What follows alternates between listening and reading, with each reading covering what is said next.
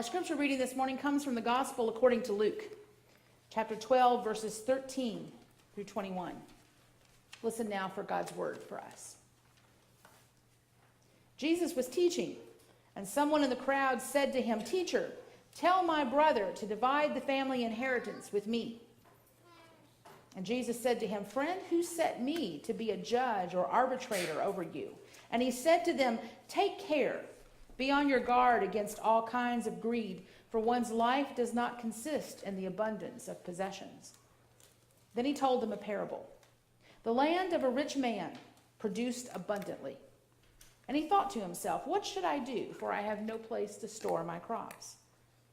Then the man said, "I will do this. I will pull down my barns and build bigger ones.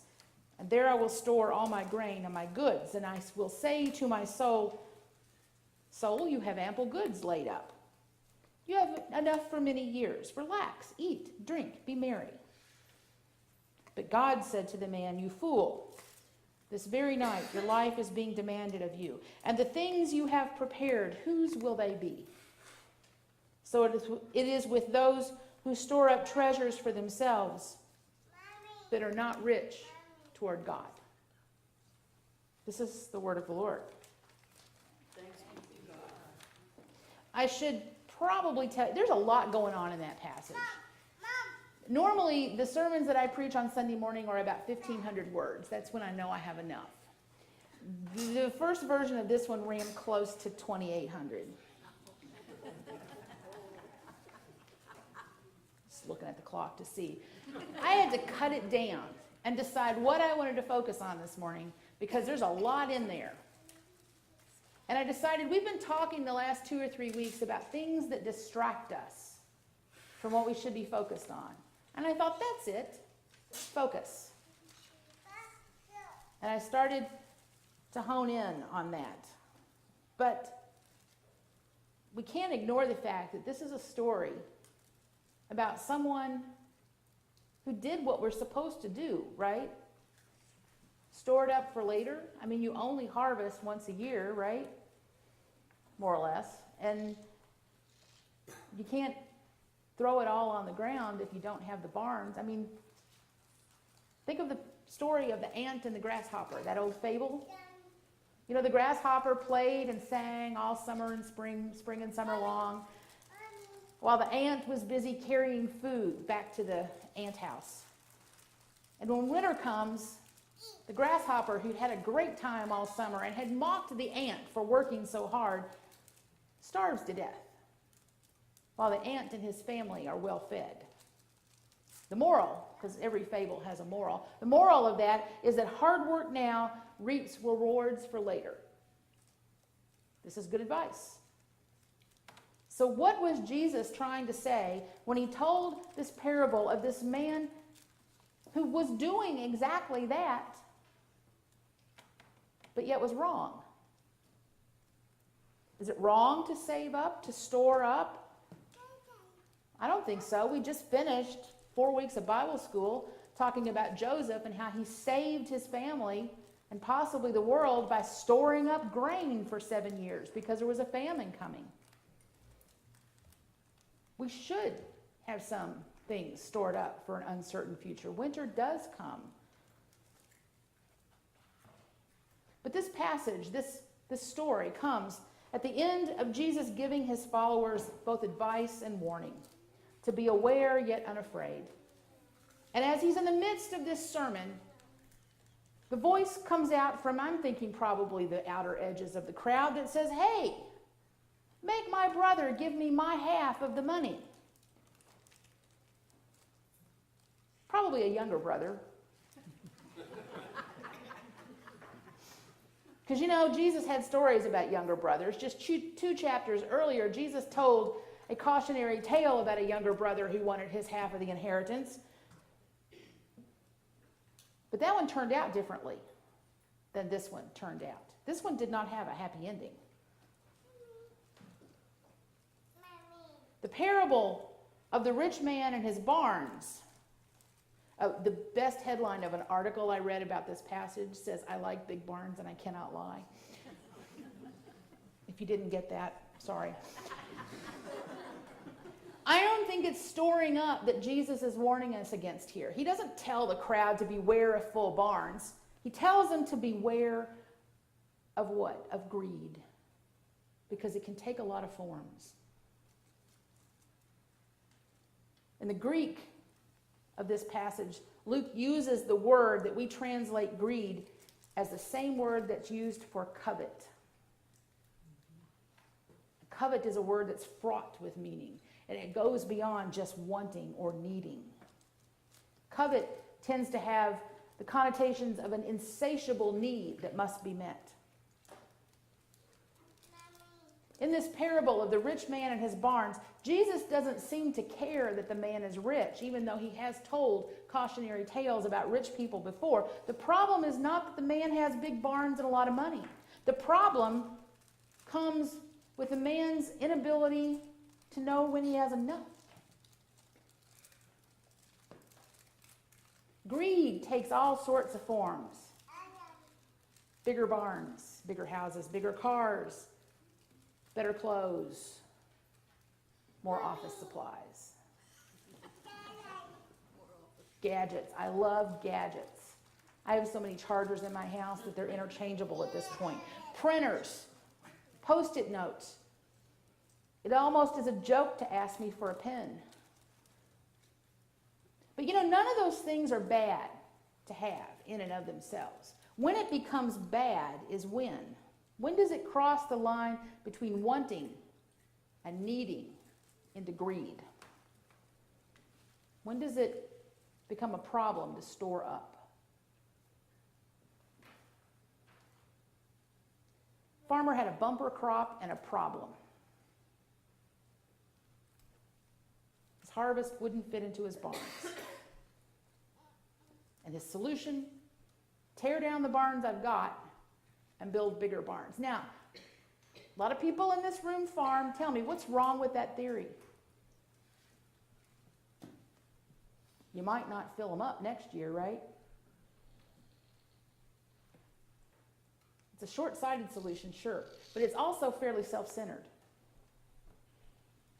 Because the text is clear. This man had nothing to do with this bumper crop. He didn't do anything different. He didn't prepare the land differently. He didn't go out and wave his hands over the field and make it have a bumper crop. It was a gift from God. And the farmer, rather than seeing it as a gift and using it and appreciating it as a gift, saw it as his right, his entitlement, his alone, his to hoard, because it defined him. And we live in a world that defines us by what we have, what car we drive. I admit it, I judge people. What kind of house you live in, what kind of clothes you wear.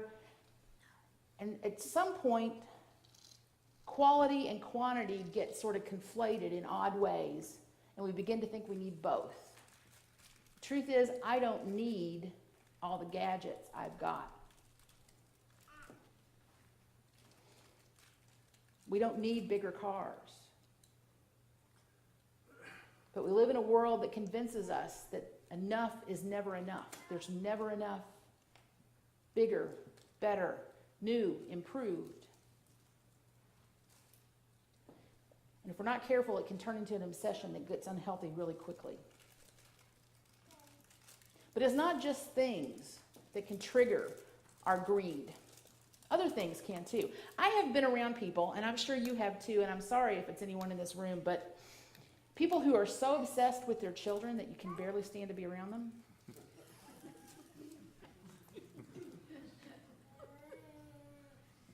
People, and I'm not talking about grandkids, that's different. Yeah, we need to clear that up. But no matter what your kid has done, their kid did it first, better, got paid more to do it. I used to have a neighbor, but it's not, can take other ways too. I used to have a neighbor that spent so much time on his lawn and the landscaping. Every blade was perfect. He mowed in those diagonal lines, that changed every time he mowed, so he never got ruts He didn't take any pleasure in the growing of those things and those beautiful plants. They were his moral high ground against the rest of us who let the dandelions grow. It was his trophy, his way of being better. There are a lot of people in the world who spend time and energy making sure that their job title is exactly what they need it to be, that their salary is high enough.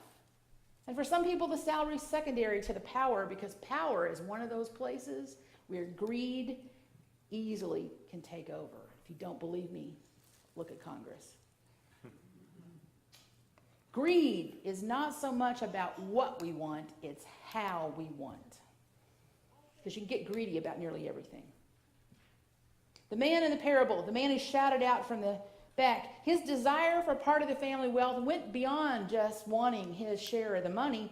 It was so consuming to him that he shouted out in the middle of Jesus teaching him about life. In the midst of talking and thinking about the things that are really important, this man showed he had a one-track, short-sighted, self-absorbed mind. Everything else got pushed out. It was a distraction that kept him from hearing the voice of Jesus. And that, friends, is where desire turns into greed. Anything that makes us cross that line from being able to hear the voice of Jesus and not is greed. We have another word for it in good Reformed tradition. We call it an idol. Idolatry. You call it what you want, but if it distracts us from what we're supposed to be focused on as followers of Christ,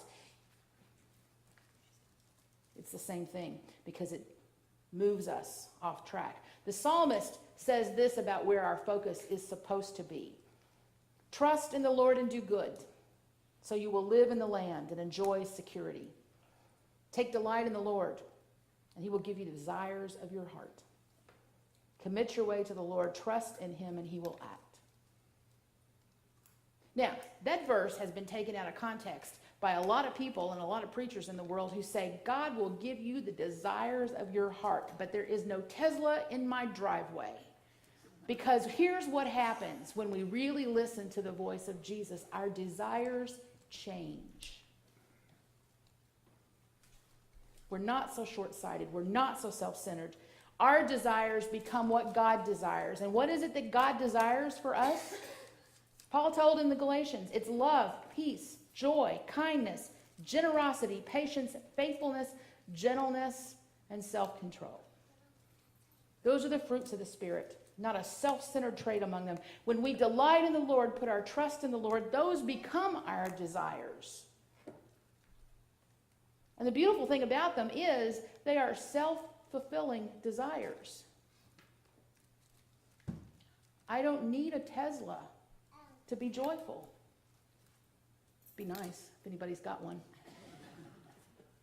But to be patient and generous and kind and faithful and loving, when you are those things, you get those things. Because that verse from Galatians that lists those fruits of the Spirit is in the same section where he talks about you reap what you sow, you harvest what you plant. You want love, you plant love. You want corn, you plant corn. You want gentleness, be gentle. But when we let things distract us,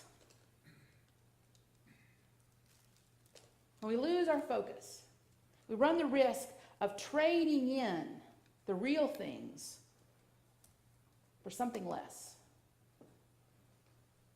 Our greed, our distractions, our overwhelming need can easily drown out the voice of Jesus. And then we have to worry, once that happens, once we get these things we think we want, we have to worry about hanging on to them. If I had a Tesla, I'd be afraid to drive it. Deer might hit it. We're afraid of losing what we've got when that becomes the desires of our heart. We are building bigger barns. Bigger barns mean more diligence to maintain them. That's more distractions, which leads to more diligence. And the cycle goes on and gets bigger, and the voice of Jesus gets fainter. And before we know it, we've become so caught up in those distractions in the various forms of our greed that in no time at all, we've come to the end of our life and we've got bigger barns, bigger houses, bigger jobs, We've worked harder and harder to worry less about the future, and instead we worry so much about the present that we don't even think we have a future. Delight in the Lord, the psalmist says. Trust your future to God. So when it's all said and done, the question to ask this morning is, what kind of barns are we building? Are we building barns? Should we be building barns? What are the barns we are building that are making it difficult to strive for the kingdom, to hear the voice of Jesus, to trust that our days are actually in the hands of God? Greed, distraction, idolatry can take a whole lot of forms, but every one of them leads us away from desiring what God intends us to be, beloved children of God. So going back to that story of the ant and the grasshopper. The ant was right to store up for the winter, because you can't harvest in the winter. The grasshopper was wrong to play in the sun and put nothing away. And in this fable, it's the grasshopper who's greedy. The grasshopper is distracted by his own desires. And just like the rich man in Jesus' parable, it cost him his life. The ant stores up what he and his family needs to survive the winter, not for the joy of having it, not for the prestige of having a bigger barn, not hoarding, not greedy. But in the winter, the ant, unlike the grasshopper, has no anxiety, no worry, no need to fear, not distracted. What Jesus is trying to tell us in this passage and in this parable of the rich man is that we store up treasures not for the sake of the treasures, but so that we might be better disciples, not just to have more and more and more.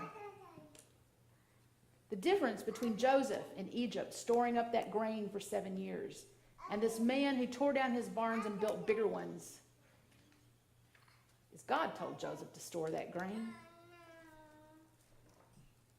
for a very specific reason. Joseph heard the word, trusted the word. And here's the thing. If we do indeed trust the future to God, we shouldn't try to micromanage it. Sometimes a bumper crop is a gift, not a prompt to think about what might be coming down the road. It's the difference between hope and despair. If you see a bumper crop as a portent of doom that has to be guarded against, that's despair. But if you see a bumper crop as a reason to party, that's hope. And hope is the message of Jesus that often gets drowned out by our distractions.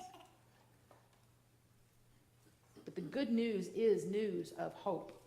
Good news is news that the future is indeed in the hands of God, and those hands are ever so much more competent than our own. The moral of this parable is we should eat, drink, and be merry, not because we have bigger barns, because eventually all the barns are going to be empty. We should eat, drink, and be merry because we have hope. Hope, Paul says, that endures, that anchors us. Barns will empty, fields will fail. Hope endures. And for this, we can only say thanks be to God.